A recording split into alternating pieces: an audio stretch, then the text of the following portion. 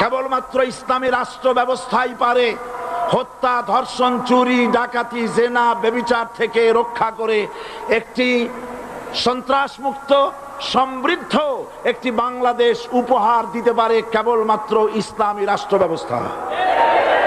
সুতরাং অবস্থা দৃষ্টে মনে হয় এরা যদি আরেক আল্লাহ না করুন, বলেন আল্লাহ না করেন, আল্লাহ না করেন, আল্লাহ না করেন, এরা যদি আরেকটাবার ক্ষমতায় যেতে পারে, ৭২-এর সংবিধানকে পুনরুজ্জীবিত করে ধর্মনিরপেক্ষ মতবাদ কায়েম করবে, সেজন্য আজ গোটা তাওহীদবাদী মুসলমানদেরকে জানতে হবে ধর্মনিরপেক্ষ মতবাদ একটি কুফরি মতবাদ। ওলামারা আমাকে সাক্ষী দেন, ধর্মনিরপেক্ষ মতবাদ কুফরি মতবাদ কিনা? এই কুফরি মতবাদকে বাংলাদেশের মাটিতে যাতে কার্যকরী করতে না পারে তার জন্য গোটা তাওহীদি জনতা রুখে দাঁড়ান। আল্লাহ পাক সে তৌফিক গোটা জাতিকে দান করুন বলি আমিন। এবার আসুন কোরআনে কারীমের যে কথাগুলি আমরা আলোচনা করতে চাই আপনাদের সামনে সূরা বাকারার 255 নম্বর আয়াত আমি তেলাওয়াত করে গত 2 দিন আলোচনা করেছি। আজকে আসেন সেই যেখান থেকে শেষ করেছিলাম সেখান থেকে আলোচনা শুরু করে যাক। সবাই আমার সাথে পড়েন, আউযু বিল্লাহি শাইতানির রাজিম, বিসমিল্লাহির রাহমানির রাহিম। আল্লাহু লা ইলাহা ইল্লা হুয়াল হাইয়ুল কাইয়্যুম লা তাখুযুহু সিনাতুন ওয়ালা নাওম লাহু মা ফিস সামাওয়াতি ওয়া মা ফিল আরদ মান যাল্লাযী ইয়াশফা'ু ইনদাহু ইল্লা বিইذনিহি ইয়ালামু মা বাইনা আইদিহিম ওয়া মা খালফাহুম ওয়া লা ইউহিতুনা বিশাইইন মিন ইলমিহি ইল্লা বিমা শাআ ওয়াসি'a কুরসিয়্যুহুস সামাওয়াতি ওয়াল আরদ ولا يؤوده حفظهما وهو العلي العظيم صدق الله العظيم। আমি এই সূরার এই আয়াতের আলোচনা করতে গিয়ে আপনাদের সামনে বলেছিলাম কোরআন শরীফের সর্বশ্রেষ্ঠ আয়াত হচ্ছে হাদিস অনুযায়ী কোন আয়াত? আয়াতুল কুরসি। আল্লাহ পাকের সার্বভৌমত্বের পরিচয় এই আয়াতে কারিমার মধ্যে আল্লাহ পাক দিয়েছেন। গত 2 দিন আমরা আল্লাহ পাকের সার্বভৌমত্ব এবং তার পরিচয় সম্পর্কে আলোচনা করেছি। আজকে সামনের দিকে আমরা এগোতে থাকবো যতদূর আলোচনা করা যায়। আল্লাহ পাক বলছেন আল্লাহু লা ইলাহা ইল্লা হুয়াল হাইয়ুল কাইয়্যুম। আল্লাহ হচ্ছেন তিনি যিনি ছাড়া কোনো ইলাহ নাই। লা ইলাহা ইল্লাহু, তিনি ছাড়া কোনো ইলাহ নাই, সার্বভৌমত্বের মালিক কেউ নাই। এই যে লা ইলাহা, কোনো ইলাহ নাই, আমরা কালেমার মধ্যে এই কথাটা বলি। আমাদের কালেমায়ে তাইয়্যিবা আমরা কি উচ্চারণ করি? লা ইলাহা ইল্লাল্লাহু মুহাম্মাদুর রাসূলুল্লাহ। জোরে পড়েন লা ইলাহা ইল্লাল্লাহ, লা ইলাহা ইল্লাল্লাহু মুহাম্মাদুর রাসূলুল্লাহ। লা ইলাহা, কোন ইলাহ নাই। এই দাওয়াত দিয়েছেন দুনিয়ার সমস্ত পয়গম্বর। এটা কি শুধু রাসূলুল্লাহর দাওয়াত ছিল? সমস্ত নবীদের স্লোগান ছিল একটা। সমস্ত নবীদের স্লোগান ছিল কয়টা? সবাই বলুন, কি সেই স্লোগান? লা ইলাহা ইল্লাল্লাহ। কোরআন শরীফের ভিতরে ইলাহ শব্দ 147 বার এসেছে। লা ইলাহার অর্থ যদি এই হয়, কোনো উপাস্য নাই আল্লাহ ছাড়া, কোনো মাবুদ নাই আল্লাহ ছাড়া, মুহাম্মদ সাল্লাল্লাহু আলাইহি ওয়াসাল্লাম আল্লাহর প্রেরিত রাসূল, তাহলে তো এত ঝঞ্ঝাট হওয়ার কথা ছিল না। আপনারা বলেন, নবীরা যখনই এই দাওয়াত দিয়েছেন লা ইলাহা ইল্লাল্লাহ, তখন সংঘর্ষ হয়েছে কিনা? হয়েছে কিনা? বাধা আসছে কিনা?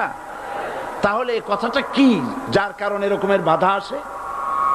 লা ইলাহা ইল্লাল্লাহ, এর চাইতে বিপ্লবাত্মক, এর চাইতে রিভলিউশন সৃষ্টিকারী কথা আল্লাহর আকাশের নিচে জমিনের উপরে আর একটাও হতে পারে না। লা ইলাহা ইল্লাল্লাহ। ইলাহ শব্দের অর্থ শুধু উপাস্য আর মাবুদ নয়। ইলাহ শব্দের অর্থ হচ্ছে আইনদাতা, ইলাহ শব্দের অর্থ হচ্ছে শাসনকর্তা, ইলাহ শব্দের অর্থ হচ্ছে বিধানদাতা। তো লা ইলাহা যখন একটি লোক ঘোষণা করে, তার অর্থ দাঁড়ায় কোনো আইনদাতা নাই, বিধানদাতা নাই, শাসনকর্তা নাই, কারো আইন মানি না, বিধান মানি না, শাসন মানি না, আল্লাহ ছাড়া। কে ছাড়া? আল্লাহ ছাড়া। এই কালেমার দাওয়াত যখন পয়গম্বরেরা দিয়েছেন, তখন 3 শ্রেণীর লোকেরা বাধা দিয়েছে। বলেন কয় শ্রেণী? সবাই বলেন। 3 শ্রেণীর লোকেরা বাধা দিয়েছে। লক্ষ্য করুন। 1 নম্বরে বাধা দিয়েছে রাষ্ট্র শক্তি। 1 নম্বরে বাধা দিল কারা? 2 নম্বরে বাধা দিয়েছে ধনাঢ্য ব্যক্তিবর্গ। 3 নম্বরে বাধা দিয়েছে যারা কায়েমি স্বার্থবাদী ধর্মীয় শক্তি। এই 3টি শ্রেণী সমস্ত নবীদেরকে বাধা দিয়েছে।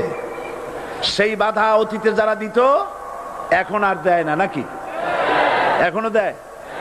দেখুন, এই কালেমার দাওয়াত হযরতে মূসা আলাইহিস সালামকে যেদিন আল্লাহ পাক প্রথম ওহী দিলেন, এই দাওয়াত শুধু রাসূল দেন নাই, আল্লাহ পাক বলছেন প্রত্যেক নবী তার জাতিকে এই দাওয়াত দিয়েছেন। কি?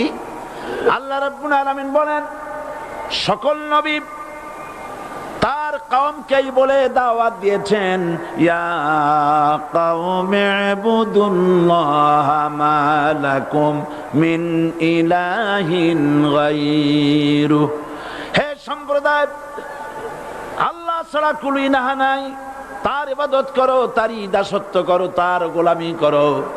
আল্লাহ পাক মূসা আলাইহিস সালামকে যখন নবুয়াত দিলেন, প্রথম যে ওহী এলো, প্রথম ওহীটাই ছিল ইন্নানি আনাল্লাহ লা ইলাহা ইল্লা আনা ফা'বুদনি ওয়া আকিমিস সালাতা লিযিকরি। নিশ্চয়ই আমি আল্লাহ, আমি ছাড়া কোনো ইলাহ নাই, আইনদাতা নাই, বিধানদাতা নাই, সুতরাং আমার দাসত্ব করো এবং আমার শরণার্থে নামাজকে প্রতিষ্ঠা করো।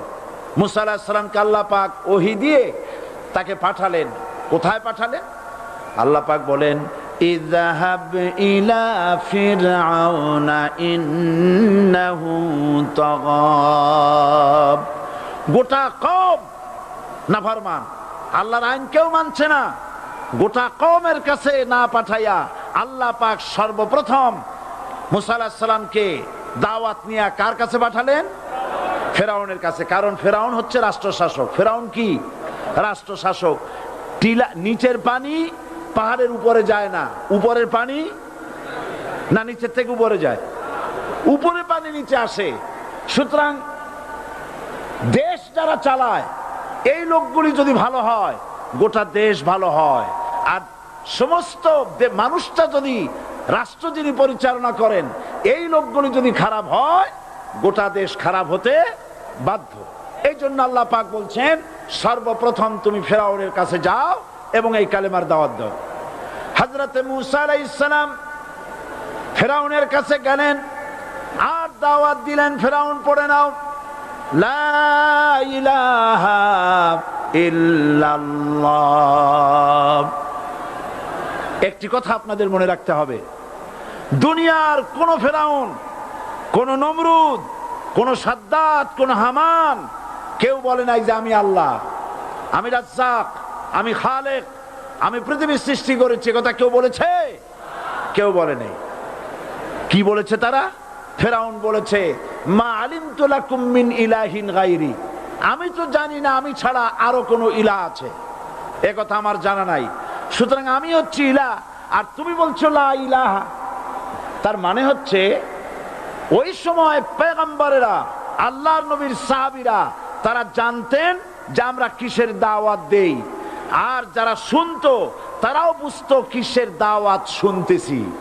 আজ আমার দেশে একই কালেমার দাওয়াত দেওয়া হয়, কিন্তু মানুষেরা বুঝতে পারে না কি শুনতেছি। ভাষা জানার ব্যাপারে, বোঝার ব্যাপারে হলো আসল বিষয়। এটা বুঝাতে গিয়ে আমি মাঝে মধ্যে একটা দৃষ্টান্ত দেই এভাবে। একজনের একটা রেশনের দোকান ছিল, সেই দোকানে তার একটা ময়না পাখি ছিল, আর ময়না পাখিকে কথা শেখানো যায় সেটা তো আপনারা জানেন। জি, ময়নাকে শিখায়েছে যে লাইন করুন, এক এক করে আসুন। ময়না এই কথা শিখেছে। সকালবেলায় যখন রেশনের দোকানে ভিড় পড়ে গেছে, তখন ওই পাখি খাঁচার মধ্যে বসে বলছে লাইন করুন, এক এক করে আসুন। একদিন খাঁচার দরজা খোলা পেয়ে পাখি উড়ে গিয়ে গাছের ডালে বসেছে। আশেপাশে যত পাখি ছিল তারা চিন্তা করলো এই রকমের পাখি তো কখনো দেখি নেই। ময়না তো দেখতে কাকের মতো না, শালিকের মতো না, দেখতে একটা ভিন্ন রকম। ওরা এসে চতুর্দিক থেকে এই নবান্ত, এই যে নতুন এসেছে, ওরে ঠোকরানো শুরু করেছে চতুর্দিক থেকে। ঠোকরানি খেয়ে ময়না বলতেছে লাইন করুন, এক এক করে আসুন। এখন ময়না তো বোঝে না যে কি বলতেছি, আর যে পাখিরা ঠোকরাচ্ছে তারাও তো বোঝে না যে কি শুনতেছি। ময়না যদি বুঝতো যে আমি কি বলি, সবাই মিলে ঠোকরায়, তাই জান বাঁচে না। লাইন করে ঠোকরাইনি তো কলজে যাবে, সব ঠোঁটে ঠোঁটে চলে আসে, বোঝে নাই। আমাদের অবস্থা তাই হয়েছে। এই যে আপনারা এখানে দাঁড়াইছেন কেন? যারা যেখানে দাঁড়ায় বসা মানুষেরা অনুরোধ করে বসায় দেন।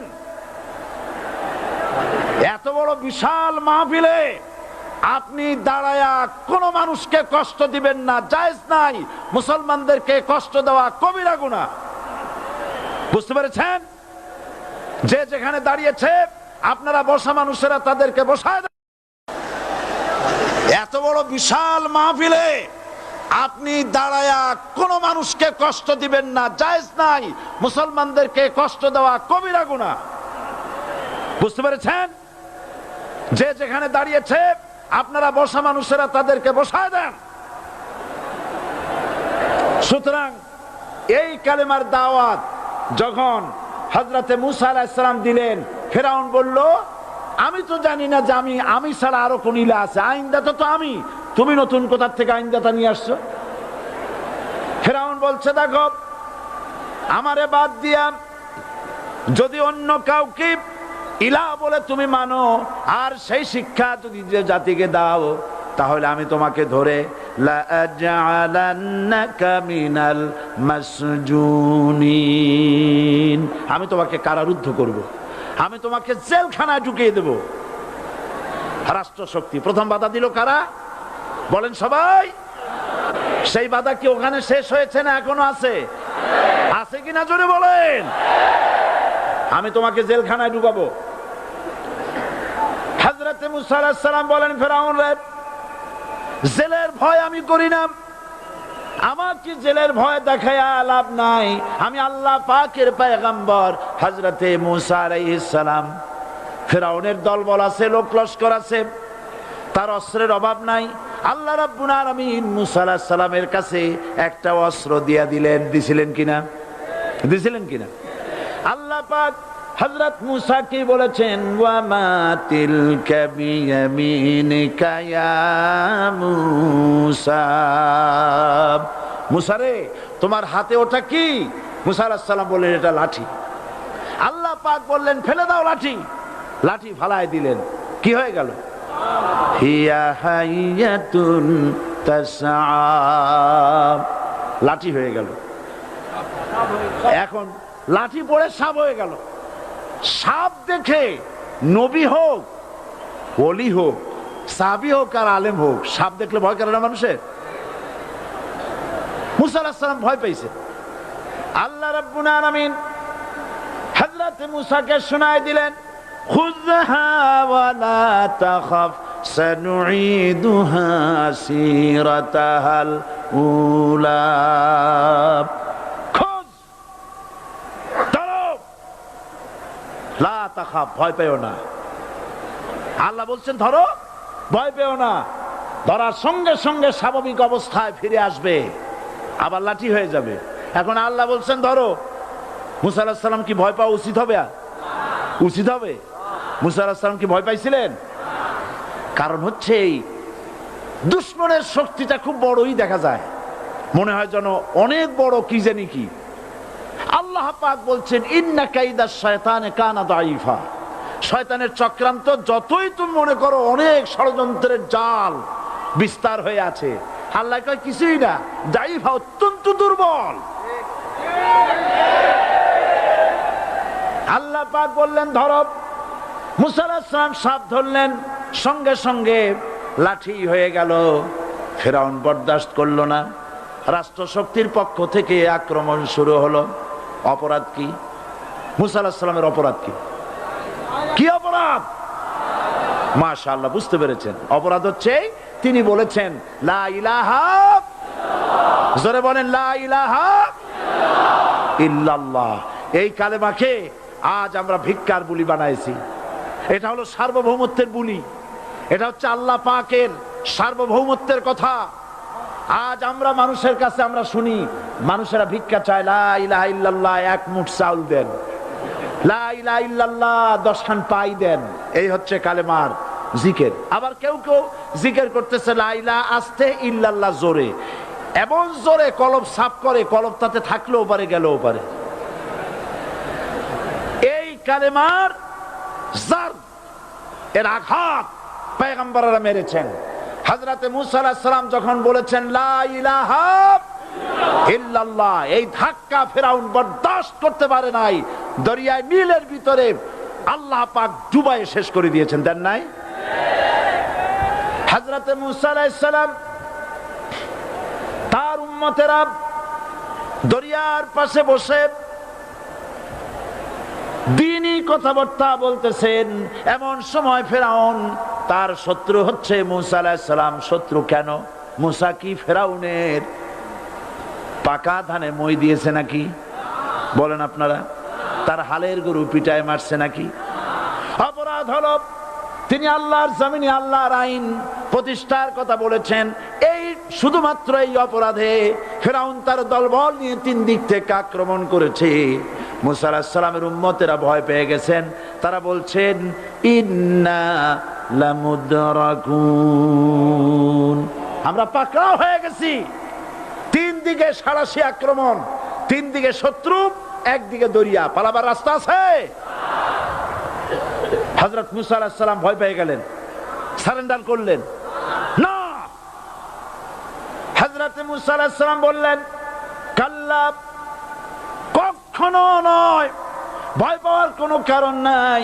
রব্বি সায়াহদিন, অবশ্যই আমার রব আমার জন্য রাস্তা করে দিবেন।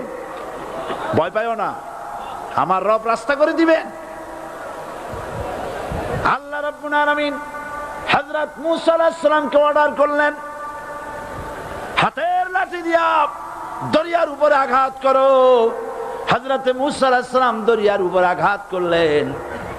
রাস্তা ছিল দরকার একটার, এক বাড়িতে আল্লাহর হুকুমে লাঠি দিয়ে একটি আঘাত করার সঙ্গে সঙ্গে হযরত মুসার তার সঙ্গী সাথী দরিয়া পার হওয়ার জন্য দরিয়ার মধ্য দিয়ে আল্লাহ 12টা রাস্তা পয়দা করে দিলেন। সে আল্লাহ আছে না নাই? এত আসতে বলেন কেন? ভয় পাওয়ার কারণ আছে? রাষ্ট্র শক্তি বাধা দিয়েছে সমস্ত নবীদেরকে। কেন? নবীদের চরিত্র খারাপ? জোরে বলেন, নবীদের চরিত্র খারাপ? নবীদের চাইতে মাসুম, বেগুনাহ, উন্নত চরিত্রের মানুষ আল্লাহর আকাশের নিচের জমিনের উপরে আর হয় নাই। তোমরা যে সব নেতাদের পিছনে দৌড়াও, অমুকের সৈনিক, নেতা নেতা করে মরো, এইসব নেতা যাদের পিছনে দৌড়াও, এই নেতাগুলি, আমি জিজ্ঞেস করি আপনাদেরকে, এই নেতাগুলি জীবনে একবারও জেনা করে নাই। এ ব্যাপারে অনুসারীরা আপনারা কি নিশ্চিত? মিথ্যা কথা জীবনেও কয় নাই, প্রতারণা করে নাই, ঠাট্টা করে নাই, বিদ্রুপ করে নাই, মদ খায় নাই, মানুষ হত্যা করে নাই। কিসের নেতা? নেতা হচ্ছেন সেই ব্যক্তি যিনি বলেছেন, ও আমার স্ত্রীরা, ও আমার সাহাবীরা, রাতের আধারে আমার মধ্যে যা আচরণ দেখতে পাও, দিনের আলোতে আমার মধ্যে যা দেখতে পাও, সবগুলি খুলে খুলে মানুষের কাছে বলে দাও। তার নাম বিশ্বনবী মুহাম্মদ রাসূলুল্লাহ সাল্লাল্লাহু আলাইহি ওয়াসাল্লাম।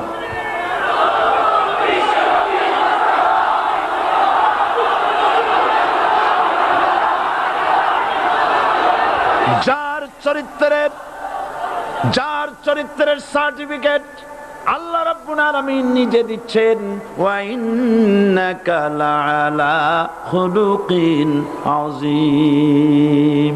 নবী হে, উন্নত চরিত্রের উপরে আপনি প্রতিষ্ঠিত। সুবহানাল্লাহ। কে সার্টিফিকেট দিচ্ছেন? আযীম, আযীম। আরবিতে চওড়াকে বলা হয় আরিদ, গভীরতাকে বলা হয় আমিক।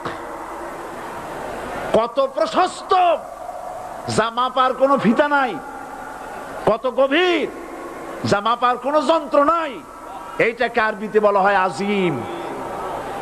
সুবহানাল্লাহ বলতে ইচ্ছে করে না?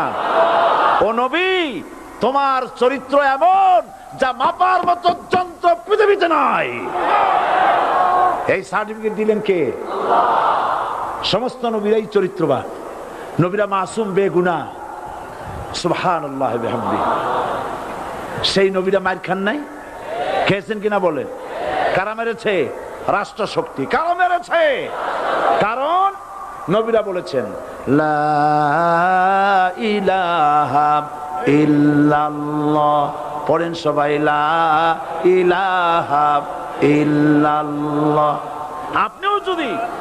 আপনিও যদি নবীদের মতো, সাহাবীদের মতো বুঝা এই কলেমার দাওয়াত দেন, বাধা আসবেই। বোঝাবুঝির ব্যাপার, বুঝতেই সারলো। কত মাহফিল হয় বাংলাদেশে, হয় না? কোনো বাধা নাই, ঠিক কিনা? কত পূজা হয়, পার্বণ হয়, গান হয়, থিয়েটার হয়, গুনাহগার বিবির গান হয়, কত কিছু হয়। কোনো বাধা আছে? তাফসীরের মাহফিলে বাধা। কারণ ওরা বুঝতে পেরেছে এ তাফসীরের মাহফিলে গাজীর গীত হয় না, এ তাফসীরের মাহফিলে আল্লাহর সার্বভৌমত্ব কায়েমের আন্দোলন চলে।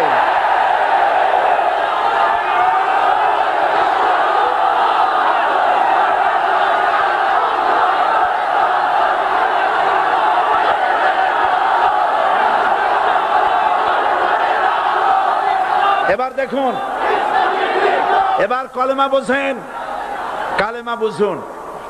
বঙ্গভবনের সামনে দাঁড়ায়া, গণভবনের সামনে দাঁড়িয়ে আপনি যদি কালেমার জিকির করতে থাকেন, লা ইলাহা ইল্লাল্লাহ, লা ইলাহা ইল্লাল্লাহ, লা ইলাহা ইল্লাল্লাহ, লা ইলাহা ইল্লাল্লাহ, 2-1 ঘন্টা, 2-4 ঘন্টা, দেখবেন অফিসাররা এসে বলবে, না জানি কোন খাজা বাবা আসছে, আসেন আসেন, নিয়ে খাইতে দেবে, হাদিয়া দেবে। যেহেতু যিনি পড়তেছেন উনি বোঝেন না কি বলতেছেন, আর যারা দাওয়াত দিয়ে নিয়ে গেল ওরা টের পায় নাই যে কি শুনে দাওয়াত দিতেছে। কিন্তু আপনি যদি বঙ্গভবন, গণভবন, সেক্রেটারিয়েট আর পার্লামেন্ট এর ভিতরে ঢুকে যদি বলেন, কোন মানুষের তৈরি করা আইন মানি না, কোন সরকারের সার্বভৌমত্ব স্বীকার করি না, কারো বিধান মানি না, কারো তৈরি করা আইনের সামনে মাথা নত করি না, আল্লাহ ছাড়া কারো বিধান মানি না, হাদিয়া আসবে, খাইতে দেবে, পকেটে টাকা দেবে, খাওয়াবে এক জায়গায় নিয়ে। কোন জায়গায়? লাল দালানে। বোঝাবুঝি পয়গম্বরেরা দাওয়াত দিয়েছেন, আয়াতুল কুরসি ফরজ নামাজ পড়িয়া দেখছি অনেকেই জামার বুতাম টুতাম খুলিয়া তারপরে জোরে একটা ফু দেয়। অসুবিধা নাই, ফু আপনি দেন, কিন্তু কি পড়ে ফু দিছেন আপনি কি বুঝছেন কিছু? সুবহানাল্লাহ। বুঝলি কি এই চেহারা হয়? এতগুলো মানুষ লাগে নাকি বিপ্লব করতে, কালেমার রস কায়েম করতে? 313 জন মুসলমান যথেষ্ট পৃথিবীতে।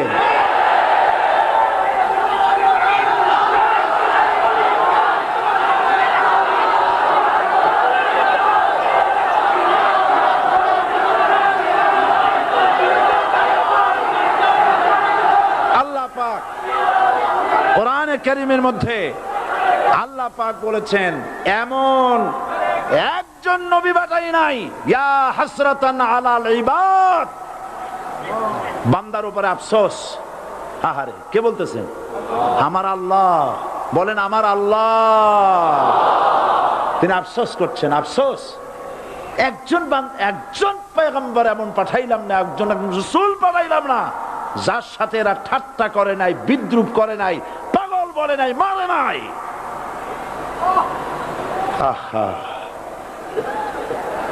অপরাধ আল্লাহর সার্বভৌমত্ব প্রতিষ্ঠার অপরাধ। হযরত ইব্রাহিম আলাইহিস সালাম তিনি যখন এই কালেমার দাওয়াত দিয়েছেন নমরুদের বিরুদ্ধে, নমরুদ বলেছে মান আশাদ্দু মিন্না কুওয়া, আমার চাইতে শক্তিশালী আর কে আছে? আনা রব্বুকুমুল আলা, আমি তোমাদের বড় প্রভু। নাউজুবিল্লাহ। কই থেকে একটা তুমি বলছো লা ইলাহা ইল্লাল্লাহ, আমি তো ইলাহ। হযরত ইব্রাহিম আলাইহিস সালামকে কালেমার দাওয়াত পেশ করার অপরাধে অগ্নিকুণ্ডের ভিতরে ফালাবার ব্যবস্থা হয়ে গেছে। আল্লাহ পাক সব ঘটনা কোরআনে বলে দিয়েছেন কিনা বলেন? কেন বললেন এই সমস্ত কথা? এই জন্য বলেছেন ফেরাউন মরে যাবে, নমরুদ মরে যাবে, কিন্তু তাদের প্রেতাত্মারা যুগে যুগে তারা বেঁচে থাকবে। আগুনের ভিতরে ফালাবার ব্যবস্থা হয়েছে। আল্লাহ পাক বলে দিয়েছেন, আমার রাস্তায় যদি চেষ্টা করো, জিহাদ করো, আমার সাহায্য তোমরা পাবে। ওয়া কানা হাক্কান আলাইনা নাসরুল মুমিনিন, মুমিনদেরকে সাহায্য করা আমি আল্লাহর জন্য ওয়াজিব। সুবহানাল্লাহ বলবেন না? আলহামদুলিল্লাহ বলবেন না? আমার জন্য ওয়াজিব মুমিনদেরকে সাহায্য করা। ইব্রাহিম আলাইহিস সালামকে আগুনে ফেলানো হচ্ছে। হযরত জিবরাইল বলেন, ইব্রাহিম তোমাকে আগুনের ভিতরে ফেলানো হতেছে, আমার কাছে সাহায্য চাও, আমি তোমারে বাঁচায় দেব। হযরত ইব্রাহিম আলাইহিস সালাম তিনি বললেন, জিবরাইল আমার পরীক্ষা চলতেছে, আমাকে ডিস্টার্ব করো না, আমি তোমার কাছে সাহায্য কেন চাইবো?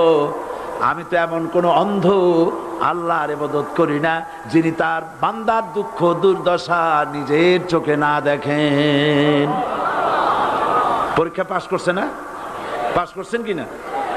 হযরত ইব্রাহিম বলেন, শোনো জিবরাইল, আমি যদি আগুনের ভিতরে পড়ে যাই আর আগুনে পুড়ে যদি ভস্ম হয়ে যায়, আমার আল্লাহ যদি এতে খুশি হন, তাহলে আমি আমার রব্বুল আলামিনকে খুশি করার জন্য এভাবে 1000 বার পড়তে আমি রাজি আছি। ইব্রাহিম আলাইহিস সালাম আগুনের ভিতরে পড়ে গেলেন। আল্লাহ রাব্বুল আলামিন আগুনের প্রতি নোটিশ করে দিলেন, ইয়া নারু কুনি বারদাও ওয়া সালামান আলা ইব্রাহিম, আগুন আমার ইব্রাহিমের জন্য শান্তিদায়ক, ঠান্ডা হয়ে যা। ইব্রাহিম আলাইহিস সালাম জ্বলছেন, পুড়ে গেছেন। নমরুদ তার প্রাসাদের ছাদে বসে ইব্রাহিম আলাইহিস সালামের পোড়া দৃশ্য দেখে আনন্দ করবে, আগুনের দিকে তাকায় দেখে ইব্রাহিম আরামে বসে আছেন। পোড়া তো দূরের কথা, জামাও পরে নাই। ও ডাক দিয়া বলে, রে আগুন, গোটা জাতি নিয়ে তোর পূজা করলাম, আমার দুশমন কেন জ্বালাইতে পারিস না? তোর জ্বালানো শক্তি কি নষ্ট হয়ে গেছে নাকি? আগুনের ভিতর থেকে আওয়াজ বেরিয়ে এলো, নমরুদ, আমার ভিতরে দাহ্য শক্তি, জ্বালানো শক্তি আছে কি নাই যদি প্রমাণ করতে চাও, টেস্ট করতে চাও, তুই নিজে আয়, তোরে সুদ্ধা তাম দুনিয়া জ্বালাই দিতে পারি, ইব্রাহিমের এক গাছা পশম জ্বালাইতে পারি না। বিশ্বকবি আল্লামা ইকবাল কি সুন্দর করে বলেছেন, আজ ভি হো জু ইব্রাহিম কা ইমা पैदा आ कर सकती है एक अंदाज़े गुलिस्तां पैदा। ইব্রাহিমের ঈমান যদি আজও কোথাও হয় বিদ্যমান, করতে পারেন অগ্নিকুণ্ডে খুবসুরত এক গুলিস্তান। এখনো যদি ইব্রাহিমের সন্তানদেরকে আগুনের মধ্যে ফেলে দেওয়া হয়, আর ইব্রাহিম ঈমান যদি থাকে, আগুনকে ফুলের বাগান বানাবার ক্ষমতা আল্লাহর আছে। চিরকাল আল্লাহ পাক এই কালেমাকে দিয়েছেন আল্লাহর সার্বভৌমত্বকে প্রতিষ্ঠা করার জন্য। আয়াতুল কুরসি শুধু পড়ে বুকে ফু দেওয়ার জন্য নয়, পড়েন আমার সাথে, আল্লাহু লা ইলাহা ইল্লা হুয়াল হাইয়ুল কাইয়্যুম। দুনিয়ার সমস্ত পয়গম্বর অত্যাচারিত হলেন, শুধু তাই নয়, বিশ্ব নবী আখেরি জামানার পয়গম্বর নবী মুহাম্মদ রাসূলুল্লাহ সাল্লাল্লাহু আলাইহি ওয়াসাল্লাম জাতির কাছে আসলেন। তিনি এসে বললেন, ইয়া আইয়ুহান নাস কুলু লা ইলাহা ইল্লাল্লাহ। প্রথম দাওয়া শুনছেন কথা? রাসূলুল্লাহ বলছেন, ও জাতি, আমার রাসূল তো মক্কার রাসূল না শুধু, মদিনার রাসূল না শুধু, আরবি ভাষা ভাষীদের রাসূল না শুধু, আমার নবী কি নবী? চিল্লায় বলেন। তাই তিনি বলেছেন, ও বিশ্বের মানবতা, বিশ্বের মানব গোষ্ঠী, যদি মুক্তি পেতে চাও, নাজাত পেতে চাও, উচ্চারণ করো, বিশ্বাস করো, আমল করো, বলো লা ইলাহা ইল্লাল্লাহ। জোরে পড়েন, লা ইলাহা ইল্লাল্লাহ, লা ইলাহা ইল্লাল্লাহু মুহাম্মাদুর রাসূলুল্লাহ। আবু জাহেল বুঝছিল কলেমার অর্থ? কথা বলেন না কেন? আবু জাহেল বুঝছিল? উতবা, সাইবা, মুগিরার গোষ্ঠীরা বুঝছিল? বুঝেছে। তারপরে তারা চিন্তা করলো যে সর্বনাশ তো করছে, লা ইলাহা, কোন ইলাহ নাই, আইনদাতা নাই, বিধানদাতা নাই, তাহলে আমরা কি ঘরে বসে বসে কি করব? উনি নতুন একজন ইলাহ নিয়ে আসছে, আল্লাহ ছাড়া কোন ইলাহ নাই, তাহলে আমাদের কাজটা কি? প্রথমে তারা চেষ্টা করলো যে একটু দেখি নরম নরম ভাবে হয় নাকি। চলে গেল আবু তালেবের কাছে, আসে না দিছে, বললো, আবু তালেব, তুমি তো কুরাইশদের নেতা, তোমার ভাইয়ের ছেলে কয়টাই কি? কি আশ্চর্যজনক কথা, লা ইলাহা ইল্লাল্লাহ, আল্লাহ ছাড়া কোন ইলাহ নাই, তা আমরা করব কি? তোমার ভাতিজাকে বুঝাও লা ইলাহা ইল্লাল্লাহর দাওয়াত বন্ধ করে দিক, এর বিনিময়ে টাকা লাগে টাকা দেব, সোনা লাগে সোনা দেব, যত সুন্দরী মেয়ে চায় তাও দেব, নেতৃত্ব চায় তাও দেব, তবু যেন কালেমার দাওয়াত না দেয়। আসিনেকা হাদিসে আছে কিনা? নবীজি যখন বাড়ি ফিরলেন, চাচা আবু তালেব নিজের কলিজার টুকরা সন্তান হযরত জাফর আলীর চাইতে তিনি ভালোবাসতেন কলিজার মতো করে মুহাম্মদ সাল্লাল্লাহু আলাইহি সাল্লামকে। বলছে, বাবা, এমন কথা কেন বলো যাতে লোকেরা খেপে যায়? এই কথাগুলি বলো না, ওরা আমার কাছে এই সব প্রস্তাব দিয়ে গিয়েছে। রাসূলুল্লাহ প্রস্তাব শুনে এগ্রি করলেন। জি, আমার নবী বলেন, ও আমার চাচা আবু তালেব, প্রস্তাবকারীদেরকে শুনিয়ে দিন। হুজুরের সাথে তখন অনেক লোকজন নাকি, অনেক অস্ত্রপাতি, কিচ্ছু নাই, আল্লাহর শক্তি ছাড়া কিছুই না। আমার নবী বলেন, ও আমার চাচা আবু তালেব, প্রস্তাবকারীদেরকে শুনিয়ে দেন, যেটা দেওয়া সম্ভব সেটা তো দূরের কথা, যেটা দেওয়া সম্ভব নয় তাও যদি তারা দিতে পারে আমারে, যেমন আকাশের সূর্যটা ধরে এনে ওরা যদি আমার ডান হাতে তুলে দেয়, আকাশের পূর্ণিমার চাঁদটা ধরে যদি বাম হাতে আমার তুলে দেয়, এর বিনিময়ে এক মুহূর্তের জন্য তাওহীদের দাওয়াত আমি বন্ধ করে দেব না। সুবহানাল্লাহ।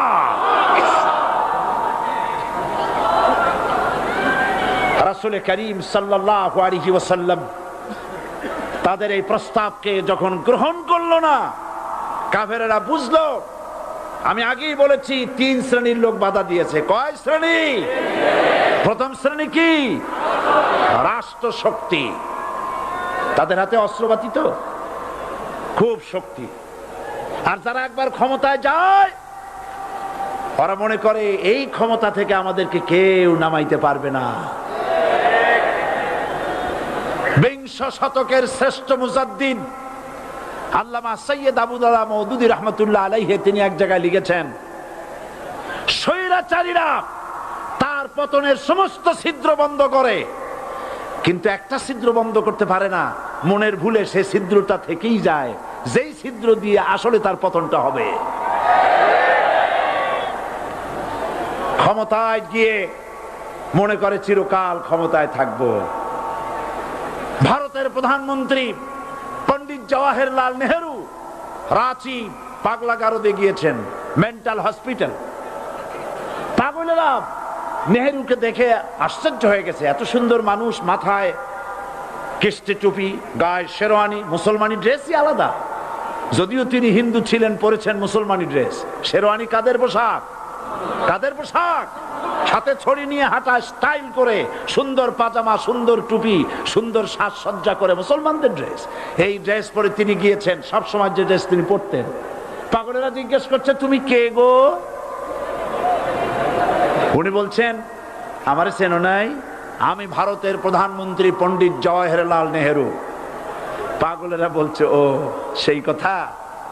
আমরাও যখন এই হসপিটালে আসছিলাম এই তোমার মতো লম্বা লম্বা কথা আমরাও বলছি। থাকো আমাদের সাথে কিছুদিন, তোমার মাথাও ঠান্ডা হয়ে যাবে। ক্ষমতায় যারা থাকে, ক্ষমতার মোহে চতুর্দিকে অন্ধকার দেখে, মনে করে আমার পতন আর হবে না। কিন্তু তোমাকে বুঝিবে যে গোকুলে বাড়ি শেষে। গাড়ির চাকা সব সময় উপরে থাকে না। গাড়ির চাকা সব সময় উপরে থাকলে গাড়ি তো চলবেই না। গাড়ির চাকা ঘোরে বলেই তো গাড়ি চলে। সুতরাং এই উপরে তোমার চাকা উপরে এখন আছে বলে, তোমার দলের চাকা উপরে আছে বলে যারা মানুষের উপরে জুলুম করছো, আলেমদেরকে ধরতেছো, মুসল্লিদেরকে ধরে ধরে জেলে ঢুকাচ্ছ, সময় আসবে এমন ইন্দুরের গর্ত অপমানা পালাবার জন্য।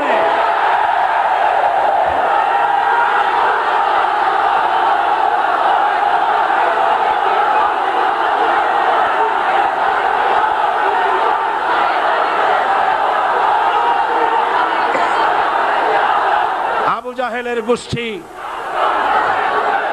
জাহেলের গোষ্ঠী মনে করেছে সোজা আঙ্গুলে ঘি যখন উঠলো না, আঙ্গুল বাঁকা করতে হবে। শুরু হয়ে গেল অত্যাচার। শুরু হয়েছে না? হযরত সুমাইয়া রাদিয়াল্লাহু তাআলা আনহা কি নির্মম ভাবে, নিষ্ঠুর ভাবে তাকে শহীদ করা হলো। খাব্বাব, হুবাইব, হযরত খাব্বাব রাদিয়াল্লাহু তাআলা আনহুকে দেখে হযরত ওমর একদিন বলছিলেন, খাব্বাব তোমার পিঠে এত গর্ত কেন? এত গর্তওয়ালা পিঠ আর এত চিকুন কোমর আমি তো জীবনেও দেখিনি। হযরত খাব্বাব বলেছেন, ওমর জানো না, ইসলাম কবুল করার অপরাধে, কালেমা পড়ার অপরাধে কাফির বেঈমানেরা আমাকে মারধর করেছে। যখন আমি তাদের মারে কালেমা ছাড়ি নাই, তখন আগুন জ্বালায়া আগুনের আংটার উপরে, আংটা আগুনের উপরে আমাকে চিৎ করে শোয়ায়া, আমি যেন নড়াচড়া করতে না পারি সেজন্য আমার বুকের উপরে পাথর চাপা দিয়ে রেখেছে। আগুনে গোশত পুড়ে পুড়ে আগুন ভিতরে ঢুকেছে, গায়ের রক্ত আর চর্বি গলে গলে পড়ে আগুনগুলো নিভেছে। ওই পিঠে যে গর্ত হয়েছে আজও পর্যন্ত সেই গর্ত মিটে যায় নাই। হযরত খাব্বাব রাদিয়াল্লাহু তাআলা আনহু বলছেন, বুখারী শরীফে হাদিসে ভাবে এসেছে, ওয়ান খাব্বাব বিনুল আরিত রাদিয়াল্লাহু তাআলা আনহু আন্নাহু ক্বাল শাকাউনা ইলা রাসূলিল্লাহ সাল্লাল্লাহু আলাইহি ওয়াসাল্লাম ওয়া হুয়া মুতাওয়াসসাদুন বুরদাতুন লাহু ফি জিল্লিল কাবা।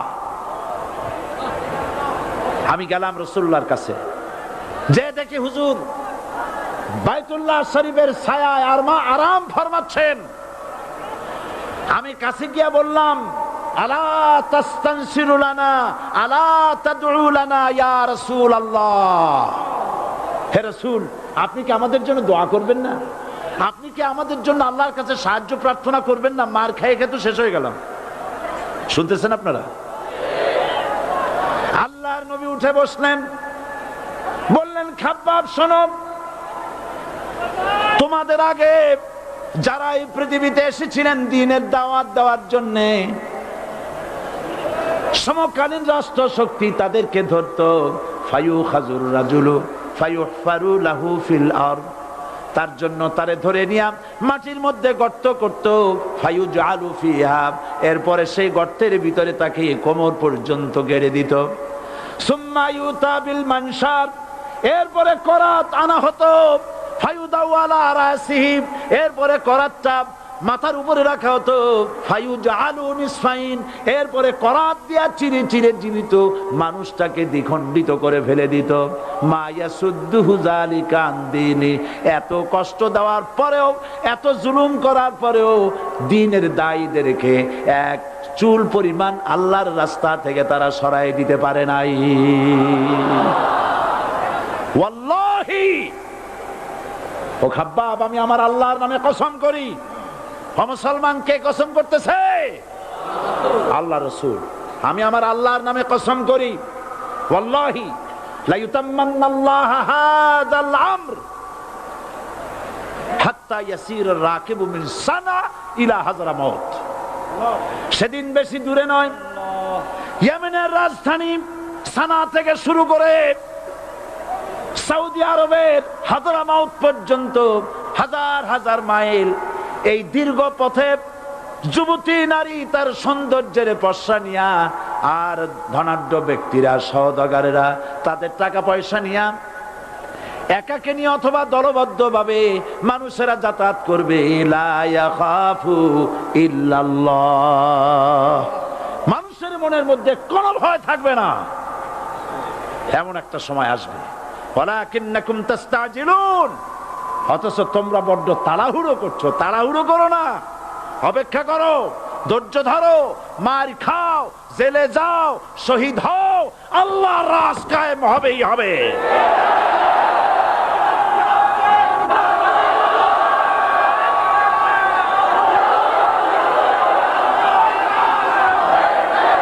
বিল্ডিং থেকে শিক্ষা গ্রহণ করুন।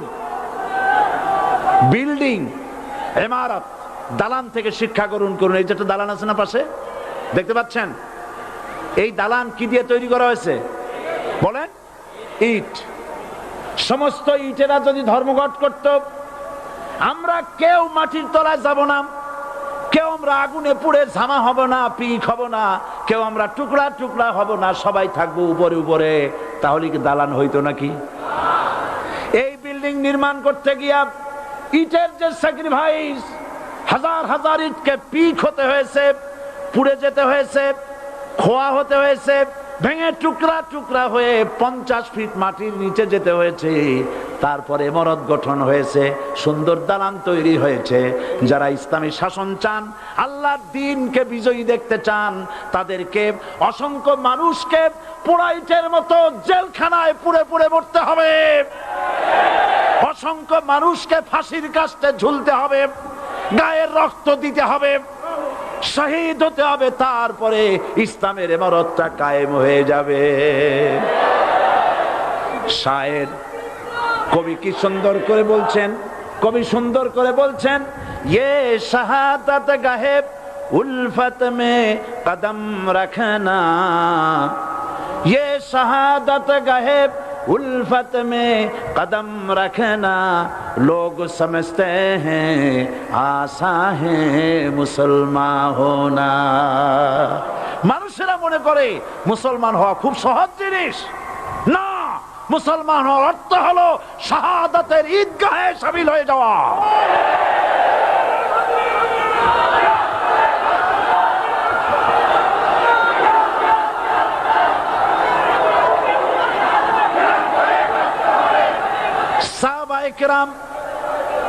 সাহাবায়ে কেরাম মার খেলেন, এবার স্বয়ং আল্লাহর নবীর গায়ে হাত তুলল। আবু জাহেল এসে হুজুরকে মারলেন, গলায় চাদর দিয়া এমন জোরে টান মেরেছে রাসূলুল্লাহ পড়ে গিয়েছেন। হাদিসে এসেছে হুজুরের চোখ মোবারক ঠিকরে পড়ে যেতেছে, চেহারা মোবারক লাল হয়ে গিয়েছে, জমিনের উপরে আছাড় মেরে ফেলেছে। রাসূলের এই অবস্থা দেখে হযরতে হামজা তখনও কাফের ছিলেন, শিকার থেকে এসে তিনি এই দৃশ্য দেখলেন, দাসীর মুখে শুনলেন, ছুটে চলে গেলেন আবু জাহেলের বাড়িতে। যায় বলে, আবু জাহেল রে, তুই মুহাম্মদ সাল্লাল্লাহু আলাইহি ওয়াসাল্লাম মেরেছিস, বল কেন মারলি? এমন ভালো মানুষ তো জীবনেও চোখে দেখি নাই, যিনি কোনো মিথ্যা কথা বলেন না, ভালো ভালো কথা বলেন, এক আল্লাহর গোলামি করার জন্য বলেন। এই সব ভালো কথা বলার জন্যই তুই তারে মারলি নাকি? আরে আবু জাহেল, তুই কি মনে করেছিস মুহাম্মদ সাল্লাল্লাহু আলাইহি ওয়াসাল্লাম তার পিতা আব্দুল্লাহ মারা গেছে বলে মুহাম্মদ সাল্লাল্লাহু আলাইহি ওয়াসাল্লাম এতিম হয়ে গেছে মনে করেছিস নাকি? জেনে রাখ, মুহাম্মদ সাল্লাল্লাহু আলাইহি ওয়াসাল্লামের পিতা আব্দুল্লাহ মারা গেছে, কিন্তু চাচা হামজা তো মরে যায় নাই।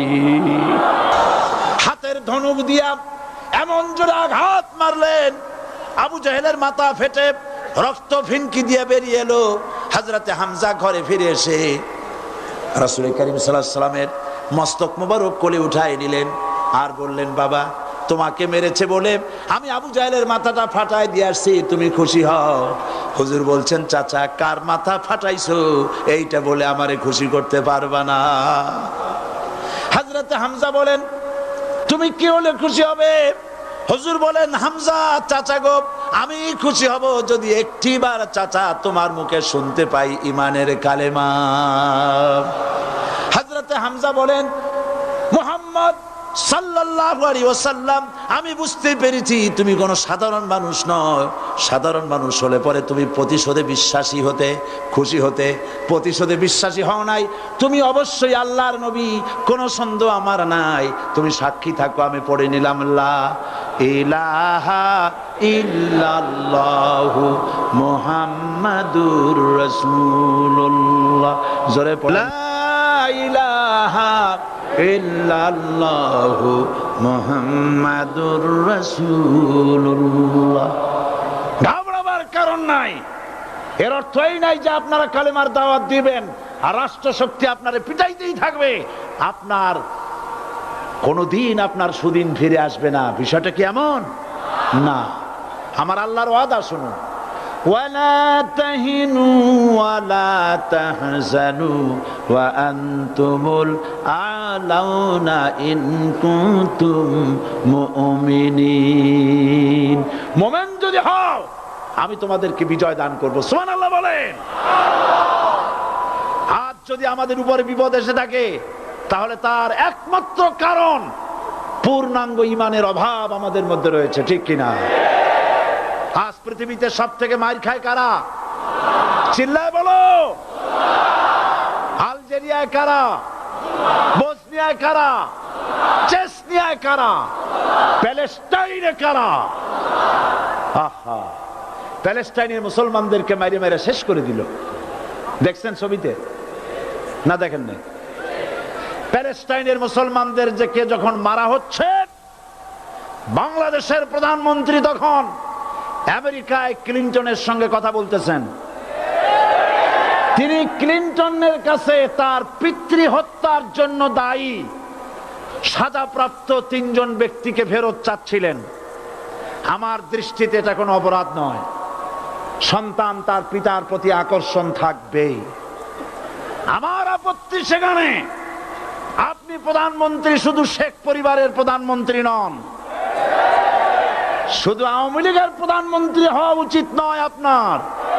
আপনি পৃথিবীর দ্বিতীয় বৃহত্তম বাংলাদেশের 12 কোটি মুসলমানের প্রধানমন্ত্রী।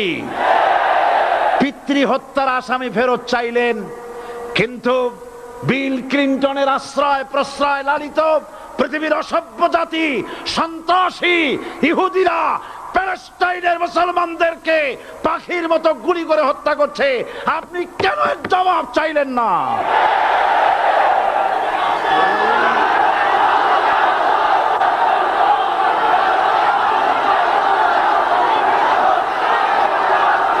জবাব জবাব আপনি চাইতে পারবেন না। কারণ মুনাফিকদের সাহস হয় না, সাহস হয় মুমিন ব্যক্তির। বিল ক্লিনটনকে বলা দরকার ছিল, এই ইসরায়েলকে তোমরাই বসিয়েছো, মধ্যপ্রাচ্যের বিষ ফোড়ায় পরিণত করেছো তোমরা। তবে হ্যাঁ, যুরিবাত আলাইহিমুয যিল্লাতু ওয়াল মাসকানা ওয়া বাউ বিগাদাবিন মিনাল্লাহ, আল্লাহর গজব আসবে, ইহুদিরা পৃথিবী থেকে নিশ্চিহ্ন হবেই হবে ইনশাআল্লাহ। দেখেছেন তাকায়া প্যালেস্টাইনে ইসরায়েলিরা হেলিকপ্টার, গানশিপ, কামান, বোমা নিক্ষেপ করছে, আর প্যালেস্টাইনের শিশু, কিশোর, যুবকেরা ইহুদিদের নিক্ষিপ্ত বোমা আর কামানের মোকাবেলা করতেছে পাথর দিয়ে। আমি আমার অন্তরের অন্তঃস্থল থেকে ধন্যবাদ জানাই, মোবারকবাদ জানাই খালিদ বিন ওলীদের উত্তরসূরি, খাব্বাব খোবাইবের উত্তরসূরি প্যালেস্টাইনের ওই সব যুবকদেরকে যারা কাফের বেঈমান ইহুদিদের মোকাবেলা করতেছে ইট আর পাথর দিয়ে। আর আমি আমার অন্তরের অন্তঃস্থলের সমস্ত ঘৃণা দিয়ে আমি ধিক্কার জানাই পৃথিবীর মুসলিম শাসকদেরকে, যারা মুসলমানদের মার দেখে চুপ করে যারা বসে আছে।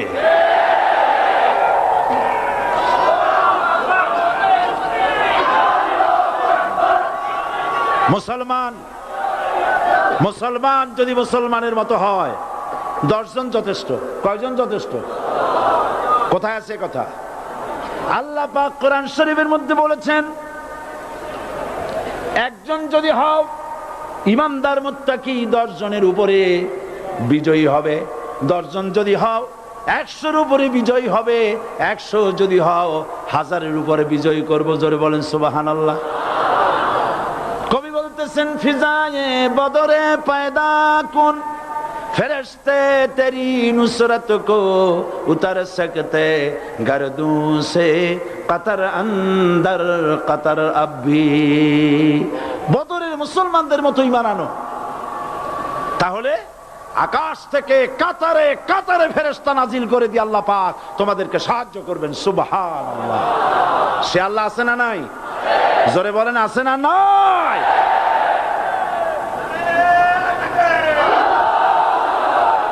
সেই আল্লাহ রাব্বুল আলামিন কোরআনে কারীমের ভিতরে আয়াতুল কুরসির মধ্যে বলে দিয়েছেন, আল্লাহু লা ইলাহা ইল্লা হুয়াল হাইয়ুল কাইয়্যুম। প্রাণ খুলে সবাই পড়েন, বসা মানুষ, দাঁড়ানো মানুষ। আল্লাহু লা ইলাহা ইল্লা হুয়াল হাইয়ুল কাইয়্যুম। আল্লাহ রাব্বুল আলামিন, তিনি ছাড়া কোনো ইলাহ নাই, তিনি সার্বভৌমত্বের মালিক, কেউ নাই আল্লাহ ছাড়া। এই কথা মানুষকে ঘোষণা করতে হবে। বাধা, এই কথা বললেই বাধা দেবে কয় শ্রেণীর লোক? 3 শ্রেণী। প্রথম শ্রেণী হচ্ছে কে? রাষ্ট্রশক্তি। আজও তারা বাধা দিচ্ছে। আল্লাহর আইন দিয়ে দেশ চালাও, তারা তাদের মন মর্জি মোতাবেক আইন দিয়ে দেশ চালাবে। আল্লাহ পাক বলছেন, আলা আলাহুল খালকু ওয়াল আমরু, সৃষ্টি যার, আইন চলবে তার। কারো বাবার আইন চলতে পারে না, নিজেদের তৈরি করা আইন চলবে না। ইনিল হুকমু ইল্লা লিল্লাহ, একমাত্র আইন চলবে কার? এই আইন রাসূল করিম সাল্লাল্লাহু আলাইহি ওয়াসাল্লাম মদিনায় কোরআন দিয়ে প্রতিষ্ঠিত করেছিলেন। আল্লাহর বিধান, আল্লাহর সার্বভৌমত্ব কায়েম করেছিলেন। কোরআন সংবিধান হলো, চুরি বন্ধ হলো, ডাকাতি বন্ধ হলো, জেনা বন্ধ হলো, হত্যা বন্ধ হলো, ধর্ষণ বন্ধ হলো, সব কিছু বন্ধ হয়ে গিয়ে মুসলমানেরা শান্তি লাভ করলো, পৃথিবীর মানুষ শান্তি লাভ করলো। সুবহানাল্লাহ বিহামদিহি। আজ মুসলমানেরা শত্রু চেনে না, বন্ধু চেনে না। বন্ধুকে বানায়েছে শত্রু, শত্রুকে বানায়েছে বন্ধু। কে বন্ধু কে শত্রু চিনাই দিবেন কে? আল্লাহ। বলেন, কে দিবেন? আল্লাহ রাব্বুল আলামিন কোরআনে কারীমের মধ্যে পরিষ্কার করে বলেছেন, লাতাজিদান্না শাদ্দান নাসি আদাওয়াতান লিল্লাযিনা আমানুল ইয়াহুদা ওয়াল্লাযিনা আশরাকু। আল্লাহ পাক বলছেন, হে রাসূল, মানুষের ভিতরে 2টা শ্রেণী মোমেনদের জন্য সব থেকে জঘন্য দুশ্মন। কয়টা শ্রেণী? দুইটা। একটা হলো ইহুদ, আর একটা হলো মুশরিক। একটা হলো ইহুদি, আর একটা হলো মুশরিক। এটা হলো তোমাদের দুশ্মন। আর আজ আমাদের দেশে, পৃথিবীর বিভিন্ন দেশে মুসলমানেরা মুশরিকদের সঙ্গে সম্প্রীতি বাড়াচ্ছে, মুসলমানদের সাথে শত্রুতা বাড়াচ্ছে। আজ আমার দেশে পূজা পার্বণে বাধা নাই। পূজা পার্বণে বাধা আছে? পূজা পার্বণে বাধা নাই। বাধা কোথায়? কোরআন শরীফের তাফসীর মাহফিলে। কোরআনের তাফসীরের মাহফিলে বাধা দেওয়া হচ্ছে। গান বাজনায় 144 ধারা নাই, কিন্তু কোরআন শরীফের মাহফিলে 144 ধারা দেওয়া হচ্ছে। যারা দিচ্ছে তারা আবার ওমরাও করে, হজও করে।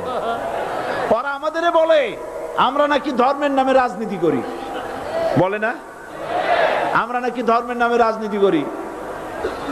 আমি বলি ধর্মের নামে আমরা রাজনীতি করি না, আমরা ধর্মীয় রাজনীতি করি।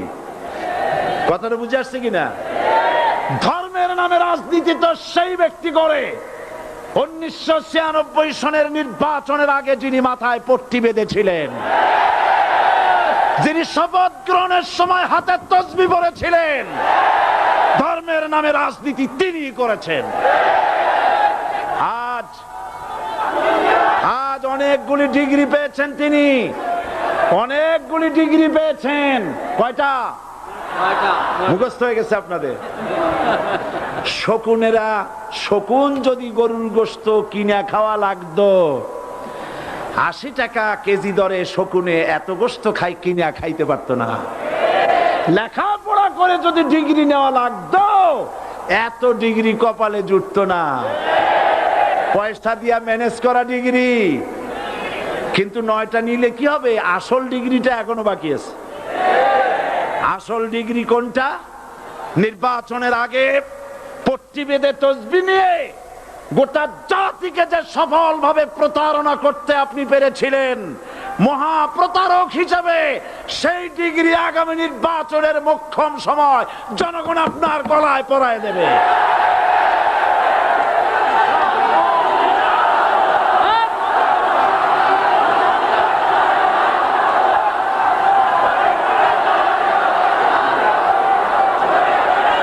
সুতরাং ধর্মের নামে রাজনীতি নয়, আমরা ধর্মীয় রাজনীতি করি।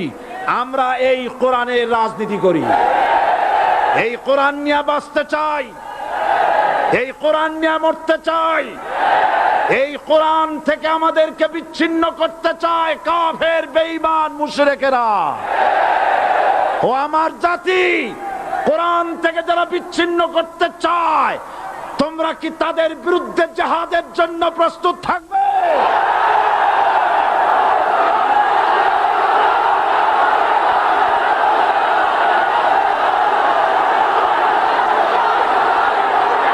বসেন, বসেন, বসেন, বসেন, বসেন। আমি বুঝতে পেরেছি বিষয়টা কি। আসরের পরের থেকে বসা তো, সুযোগ পাইয়া খাড়া হইয়া কোমর সোজা করলেন। বসেন, সবাই বসেন। কোমর সোজা হয়ে গেছে, বসেন। এত বড় মাহফিল, জীবনে আর একটা পাবো নিশ্চয়তা আছে কি? জোরে বলেন, আছে? আজ আমাকে কথা বলতেই হবে ইনশাআল্লাহ, কারণ আগামীতে আবার আপনাদের সাথে দেখা হবে কিনা আমি জানি না। কথা বলতেই হবে। বসেন, কেউ দাঁড়িয়ে থাকবেন না। আমি দেখতে পাচ্ছি বাংলাদেশের ভাগ্য আকাশে উত্তর গগনে কালো মেঘ জমা হয়েছে। ঝড়ের পূর্বাভাস লক্ষ্য করছি। যদি মোকাবেলা করতে না পারেন সক্ষম ভাবে, এমন অন্ধকার গাঢ় কালো অমাবস্যার রাত আসতে পারে যার সুবে সাদে খাওয়া অসম্ভব। সুতরাং আপনারা কি কাপুরুষের মতো, কাফের মুশরিকদের গোলামি করে মরতে চান? বিড়ালের মতো 500 বছর বেঁচে থাকার কোনো লাভ নাই। সিংহের মতো 1 ঘন্টা বাঁচতে চাই। আমাদেরকে বলা হয় সাম্প্রদায়িক উস্কানিমূলক কথা নাকি আমি বলি। পত্রপত্রিকা দিছে না তারা?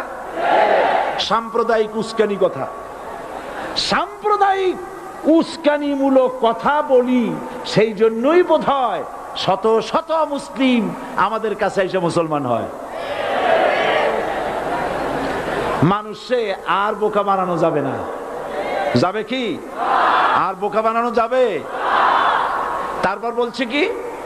এরপরে বলছে আমাকে বলছে রাজাকার।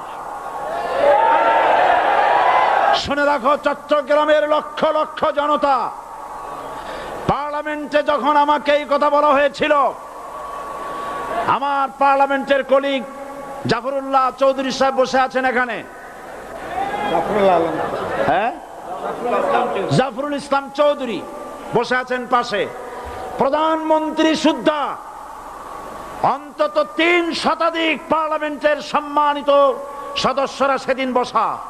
1997 সনের বাজেট বক্তৃতা যখন আমি করতেছিলাম, ডক্টর কুদরতে খোদা, নাম রাখছে কুদরতে খোদা, আসলে গজবে খোদা। এই লোকটি নাস্তিক, ইসলামের চূড়ান্ত দুশমন। তার প্রণীত শিক্ষা ব্যবস্থার যখন সমালোচনা করছিলাম, ট্রেজারি বেঞ্চ থেকে আমাকে বলা হলো রাজাকার। আমি আমার সমস্ত শক্তি একত্রিত করে বলেছিলাম শুধুমাত্র হিন্দুস্তানের রাজাকারেরাই আমাকে রাজাকার বলতে পারে। আমি বলেছিলাম 1973 সন পর্যন্ত আমি বাংলাদেশের কোন রাজনৈতিক দলের নেতা এবং কর্মী ছিলাম না। আমি রাজাকার নই। আমাকে রাজাকার বলে যদি তাকেও প্রমাণ করতে না পারে 10 কোটি টাকার মানহানি মামলা দায়ের করব। আমার এই বক্তব্য সারা দুনিয়া শুনেছে। পার্লামেন্টে আমার এই বক্তব্য রেকর্ড হয়ে আছে। সেদিন 3 শতাধিক পার্লামেন্ট মেম্বারের কেউ আমার চ্যালেঞ্জ গ্রহণ করেন নাই। যে কোনো ব্যক্তি পার্লামেন্টে গিয়ে আমার বক্তৃতা দেখে আসতে পারেন।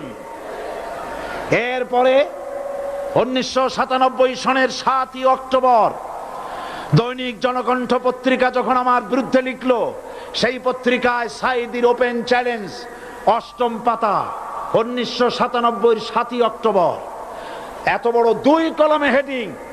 সেখানে আমি বলেছি বাংলাদেশের সকল সাংবাদিক, গোয়েন্দা বিভাগ, বাংলাদেশের সকল বুদ্ধিজীবীকে আমি আমার পিরোজপুরে আমন্ত্রণ করছি।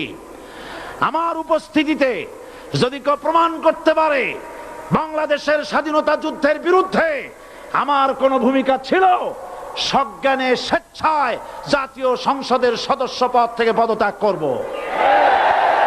3 বছর পার হয়ে গেছে, আজ পর্যন্ত কেউ এই চ্যালেঞ্জের মোকাবেলা করে নাই। সুতরাং আমাকে যারা রাজাকার বলবে তারা পিতৃ পরিচয়হীন অবৈধ সন্তান। 1971 সনের, শোনো মুসলমানেরা, 1971 সনের কোন কাদা সাইদির গায়ে লাগে নাই। আমাকে রাজাকার বলে জনগণ থেকে বিচ্ছিন্ন করবা, জনগণ থেকে আমারে বিচ্ছিন্ন করা যাবে না। কারণ এই জনগণ আমার জন্য আসে না, এই জনগণ আসে আল্লাহর কোরআনের জন্য।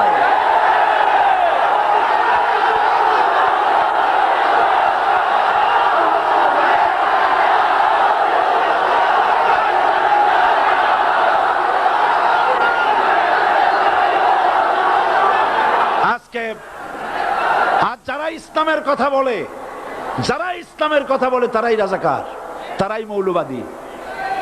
মৌলবাদী বললে আমরা অসন্তুষ্ট হই না, কারণ মৌলবাদী শব্দটা আসছে মূল থেকে। মৌল শব্দ এসেছে মূল থেকে। মূলবাদী তার মানে যারা মূলে আছে। মূল হলো কোরআন, মূল হলো হাদিস, মূল হলেন আল্লাহ, মূল হলেন আল্লাহ রসুল। আমরা আছি মূলে। এখন বলেন তো মূলের শক্তি বেশি না আগার শক্তি বেশি? আমাদের যারা মৌলবাদী বলে ওরা হলো আগাবাদী। মূলে আছে কত কোটি? 12 কোটি। মূলে আছে কত কোটি? আর আমাদের যারা মৌলবাদী বলে ওই থাকো গাছের আগায়, আমরা মূলে। লাফালাফি বেশি করবা না, 12 কোটিতে গাছের গোড়া আসতে নানা দেবে, মামু বাড়ি দিল্লি গিয়ে পড়বা, বাংলার জমিনে জায়গা হবে না। এ কথা বিশ্বাস করো। বাংলাদেশের মুসলমানদের শরীরে এক বিন্দু রক্ত থাকতে শয়তানের তৈরি করা ধর্ম নিরপেক্ষ মতবাদ বাংলার জমিনে কায়েম হতে দেওয়া হবে না, হবে না।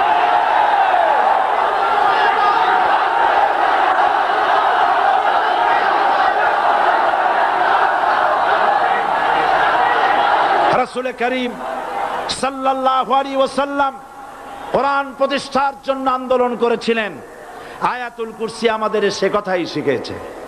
আল্লাহ রাব্বুল আলামিন বলেন, আল্লাহু লা ইলাহা ইল্লা হুয়াল হাইয়ুল কাইয়্যুম। প্রাণ খুলে পড়েন, আল্লাহু লা ইলাহা ইল্লা হুয়াল হাইয়ুল কাইয়্যুম। আল্লাহ হচ্ছেন তিনি যিনি ছাড়া কোনো ইলাহ নাই, আইনদাতা নাই, বিধানদাতা নাই। আমরা মানুষের তৈরি করা আইন মানি না। 12 কোটি মুসলমানের দেশে আইন তৈরি করবে মানুষ, আমরা মানব না। পার্লামেন্টে তৈরি হতে হবে কোরআন দিয়ে, পার্লামেন্টে আইন তৈরি হতে হবে কোরআন দিয়ে। সুতরাং ভয় যতই পান আর যতই ষড়যন্ত্র করেন, 4 দল যখন একত্রিত হয়েছে, ঐক্যবদ্ধ থাকবে, সরকার ঐক্যবদ্ধভাবে গঠন হবে, নির্বাচন ঐক্যবদ্ধভাবে হবে এবং কোরআন হবে, আল কোরআনের পার্লামেন্ট হবে বাংলাদেশে।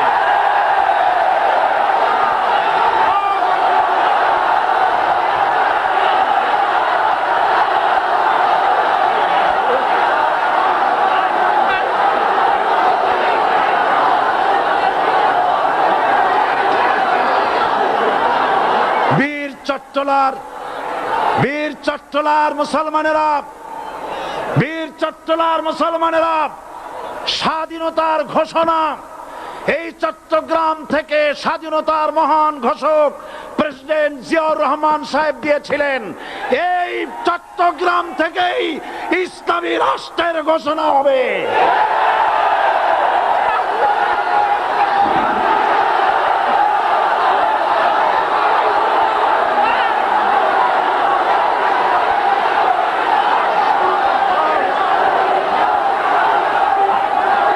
আশাবাদী আপনারা অবশ্যই তা পারবেন। আমি 100% বিশ্বাস করি ইনশাআল্লাহ। কারণ যে ষড়যন্ত্রের মোকাবেলা করে স্থানীয় রাজনৈতিক দলের নেতৃবৃন্দ কোরআনের মাহফিল সিনায় এনেছেন, আমি প্রথম দিনই বলেছি চট্টগ্রাম তাফসিরুল কোরআন মাহফিল কোন রাজনৈতিক দলের প্রতিনিধিত্ব করে না। এটা কোন জামাত শিবিরের একক সম্পদ নয়, এটা চট্টগ্রামের মুসলমানদের কলিজার টুকরা তাফসিরের মাহফিল। সুতরাং এই মাহফিল চট্টগ্রামে থাকবে ইনশাআল্লাহ কিয়ামত পর্যন্ত।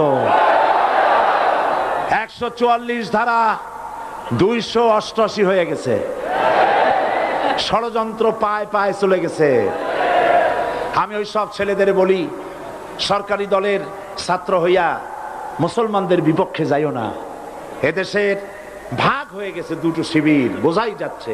একদিকে ভারতের পা চাটা গোলাম নাস্তিক মোরতাদ শ্রেণীর বুদ্ধিজীবী এবং তাদের মদতপুষ্ট সরকার, আর একদিকে ইসলামী শক্তি, ইসলামী দল আর দেশ প্রেমিক জাতীয়তাবাদী শক্তি।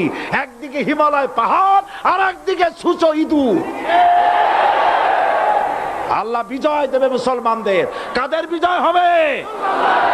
বাংলাদেশে কোরআনের রাজ কায়েম হোক, তাকে আপনারা চান? কারা কারা চান? দুহাত উঁচু করে দেখান। দাঁড়াবেন না।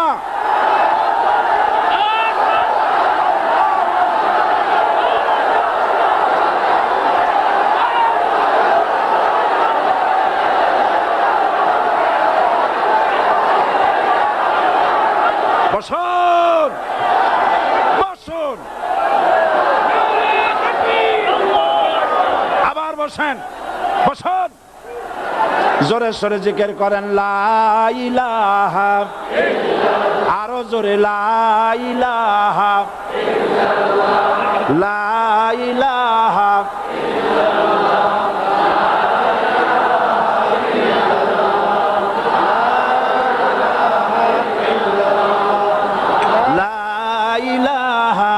ইল্লাল্লাহ, লা ইলাহা ইল্লাল্লাহ, লা ইলাহা ইল্লাল্লাহ মুহাম্মাদুর রাসূলুল্লাহ। যারা যেখানে দাঁড়িয়েছেন বসুন।